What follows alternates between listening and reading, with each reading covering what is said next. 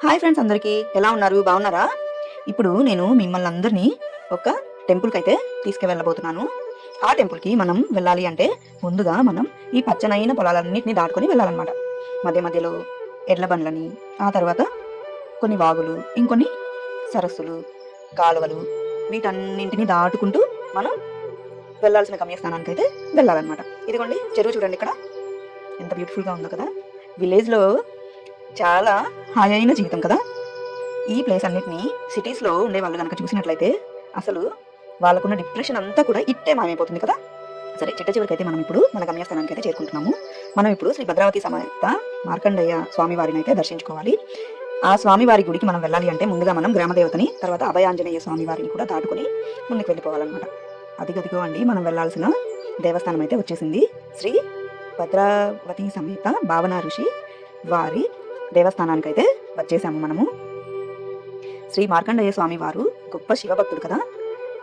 కిందటి సంవత్సరం అయితే మేము శ్రీ మార్కండేయ స్వామి వారిని ఇక్కడ ప్రతిష్ఠించి సంవత్సరం అయితే గడిచిపోయింది. రెండవ సంవత్సరం మనం ఇప్పుడు పూజ కార్యక్రమాలన్నింటినీ పాల్గొనడానికి అయితే ఈ ప్లేస్కి అయితే వచ్చేసాము. పద్మశాలీల కులస్తుల దైవంగా అయితే ఈ మార్కండేయ స్వామి వారిని అయితే పూజిస్తారు.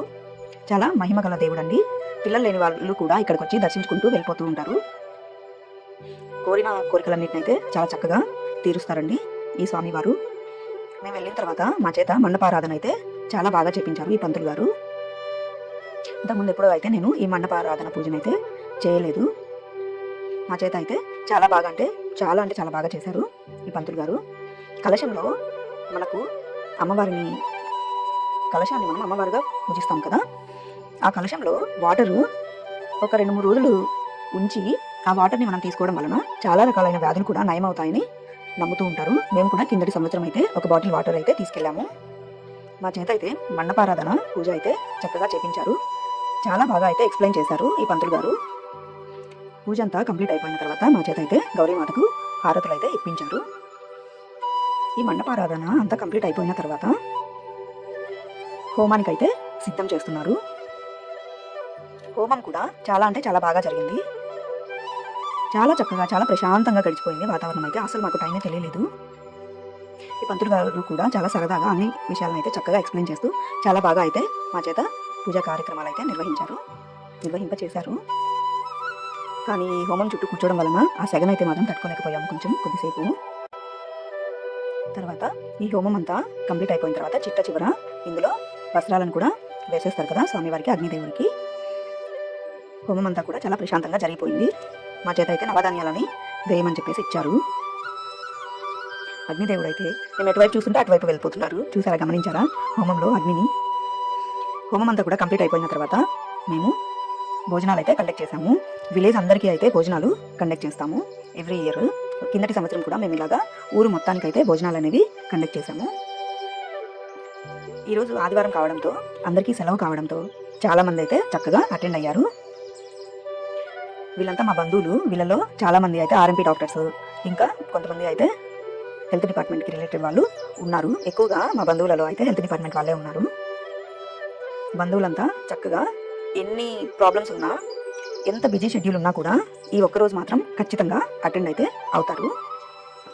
భోజన కార్యక్రమాలు కూడా చాలా సరదాగా గడిచిపోయాయి. ఈ మా అమ్మ చూసారా, చాలా స్టైల్గా హాయ్ చెప్తుంది. నాకైతే భలే ముచ్చటేసింది. అందరూ చక్కగా హాయ్ చెప్తున్నారు. చాలా సరదాగా గడిచిపోయింది. అక్కడ అటువైపు చూడండి, కార్నర్లో అందరూ యూత్ అందరూ కలిసి ఒక దగ్గర చేరి భోజనాలు అయితే చేసేస్తున్నారు. అసలు టైం అనేది ఎలా గడిచిపోయిందో మాకైతే అస్సలు అర్థం కాలేదు. చాలా ఫాస్ట్గా గడిచిపోయింది టైం అయితే మాత్రం. బంధువులంతా చక్కగా మాట్లాడుకుంటున్నారు. వాళ్ళకున్న బిజీ షెడ్యూల్ని కూడా పక్కన పెట్టేసి ఈ ఒక్కరోజు అయితే చక్కగా అందరూ అయితే మీట్ అయ్యారు. ఈ మేడం అయితే టీచర్, ఈ మేడం గారు కూడా టీచరే. ఇంకా వీళ్ళంతా కూడా నాకు ఏమేమి వర్క్ చేస్తారో అందరూ అయితే నాకు తెలియదు, కొంతమంది మాత్రమే తెలుసు. అందరూ అయితే చక్కగా హ్యాపీగా హాయ్ చెప్తున్నారు. అందరూ చాలా సరదాగా ఉన్నారు. మేమైతే ఈరోజు భోజనంలో ఇవన్నీ అయితే పెట్టాము. తర్వాత భోజన కార్యక్రమాలన్నీ కంప్లీట్ చేసుకున్న తర్వాత సరదాగా అలాగా ఊరు చూద్దామని చెప్పి బయలుదేరాము. అబ్బా, ఇది నాకు మాత్రం ఒక పెద్ద టాస్క్. నేను వచ్చిన రోజు నుంచి కోడిని పిల్లల్ని కలిపి వీడియో చేద్దామని చెప్పి చాలా ట్రై చేశాను. చివరికైతే దొరికింది. ఆ తర్వాత అలా ముందుకైతే వెళ్ళిన తర్వాత నాకు ఈ కనకాంబరాల ప్లాంట్ అయితే మాత్రం చాలా అంటే చాలా నచ్చింది. అందుకే ఫొటోస్ అయితే చక్కగా తీసుకున్నాము.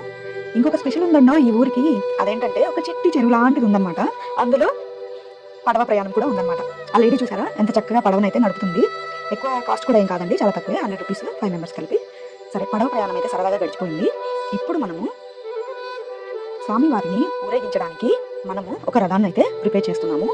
సింపుల్గా ఒక రథం అయితే మనం రెడీ చేస్తున్నాము. దానికోసం వెహికల్ అయితే తెప్పించి పెట్టాము. ఇది చూసారా, చేతిలో కత్తి, తర్వాత మనం ఇందాక చూసిన కలశాన్ని, తర్వాత మార్కండేయ స్వామి వారి ఫోటోని చక్కగా అయితే వెహికల్లో అయితే అరేంజ్ చేశాము. ఇక్కడ ఒక స్పెషల్ ఉందండి. ఏంటంటే ఈయన చూసారా, ఈయనకి అమ్మవారు కళలోకి వస్తూ ఉంటారంట, ఎప్పుడు ఒంటి మీదనే ఉంటూ ఉంటారంట. కర్పూరం అయితే అరచేతిలో పెట్టుకొని చూడండి ఎంత చక్కగా వెలిగిస్తున్నారు. వెలిగించడమే కాకుండా మింగేస్తున్నారు. నేనైతే తర్వాత ఈయనని అడిగాను, మీకు ఇలాగా ఇబ్బందిగా ఏం అనిపించలేదా అంటే, ఏం అనిపించలేదమ్మా, నాకు అమ్మవారు ఎప్పుడు నా ఒంటి మీద ఉంటారు అని చెప్పారు. తర్వాత మధ్య మధ్యలో చూడండి, ఈయనైతే నాట్యం చాలా చక్కగా వేశారు. అబ్బా, నాకైతే అసలు పెయిన్ లేదా ఈయనకి అనిపించింది. తర్వాత అయితే నేనైతే అడిగాను, మీకు అసలు నొప్పి పుట్టదా తర్వాత రోజైనా అని. ఈయన చెప్పారు, నాకు అమ్మవారు ఎప్పుడు ఒంటి మీద ఉంటుందని చెప్పాను కదమ్మా, అందుకని నాకైతే ఏం నొప్పి తెలియదు అని చెప్పారు. ఒక్కసారి కాదు, ఈయనైతే దాదాపు 2-3 సార్లు అయితే ఇలాగా గుచ్చుకోవడం జరిగింది. అలానే నాట్యం కూడా వేశారు. చాలా గ్రేట్ అనిపించింది నాకైతే. నేనైతే ఇలా చేయగలిగేదాన్ని, అస్సలు చేయగలిగేదాన్ని కాదు. ఎంత భక్తి ఉంటే తప్పితే ఇలా చేయలేరు కదా. అసలు ఎంత చక్కగా లయబద్ధంగా అయితే నాట్యం వేస్తున్నారు. నాకైతే చాలా బాగా అనిపించింది. మీరు ఎప్పుడైనా చూసారా ఇలాంటి దృశ్యాన్ని? మధ్య మధ్యలో స్వామివారిని ఊరేగిస్తున్నప్పుడు ఇలా టపాసులు కూడా పేలుస్తున్నారు. అసలు ఆ వెలుతురులో అయితే చిన్న చీకట్లో కూడా ఈ టపాసుల వల్ల మంచి వెలుతురు అయితే వచ్చేసింది. చాలా అంటే చాలా సంబరంగా జరిగింది ఈ ప్రోగ్రామ్ అయితే మాత్రం. ఎంత బాగుందంటే అంత బాగుంది. మధ్య మధ్యలో అయితే ఇలా టపాసులు పేలుస్తూ పిల్లలు డాన్సులు వేస్తూ అలా అయితే చక్కగా రథం ఊరేగింపు అయితే జరిగింది. రథం ఊరేగింపు కంప్లీట్ అయిపోయిన తర్వాత ఈ స్వామివారు మళ్ళీ హారతి అయితే ఇస్తున్నారు. కంప్లీట్ అయిపోయింది కాబట్టి స్వామివారికి కూడా దిష్టి తగలకుండా హారతి అయితే ఇచ్చేస్తున్నారు. ఈ స్వామివారు ఈ ప్రోగ్రామ్ అంతట్లో నాకైతే ఈ స్వామివారే స్పెషల్గా అనిపించారు. ఎందుకంటే కర్పూరం అరచేతిలో వెలిగించుకోవడం, తర్వాత ఆ శూలాలని కూడా నాలుకకి, అలాగా తర్వాత తలకి కూడా శూలాలను అయితే ఇలా గుచ్చుకొని అయితే లయబద్ధంగా నాట్యం అయితే చేశారు. ఈ ప్రోగ్రాంలో చివరిగా హారతి అయిపోయిన తర్వాత, కొబ్బరికాయతో హారతి అయిపోయిన తర్వాత ఇప్పుడు పళ్ళెంతో అయితే స్వామివారికి హారతి ఇస్తున్నారు. చాలా అంటే చాలా బాగా అనిపించింది నాకు. మీకు ఎలా అనిపించింది ఈ ప్రోగ్రామ్? నచ్చిందా మీకు? వీడియో అసలు ఎలా అనిపించింది? బోర్ అనిపించిందా? వీడియో నచ్చితే లైక్ చేసి, షేర్ చేసి, సబ్స్క్రైబ్ చేసుకోండి అబ్బా. మీరు ఎప్పుడైనా ఇలాంటి దృశ్యాలను చూసుంటే మాత్రం నాకు కామెంట్ సెక్షన్లో అయితే తెలియచేయండి. ఈ టెంపుల్కి వెళ్ళాలనుకున్న వాళ్ళు లింక్ అయితే నేను డిస్క్రిప్షన్లో ఇస్తాను. తప్పకుండా అయితే విజిట్ చేయండి. వీడియో నచ్చితే లైక్ చేసి, షేర్ చేసి, మళ్ళీ ఒకసారి సబ్స్క్రైబ్ చేసుకోండి అబ్బా. ప్రోగ్రామ్ అంతా సక్సెస్ఫుల్గా కంప్లీట్ అయిపోయింది. మేమైతే తిరుగు ప్రయాణం అయితే కంప్లీట్ చేసుకొని ఒంగోలుకి అయితే సేఫ్గా రీచ్ అయిపోయాము. నెక్స్ట్ టైము మరొక మంచి వీడియోతో మళ్ళీ కలుద్దాం. అంతవరకు బాయ్ బాయ్.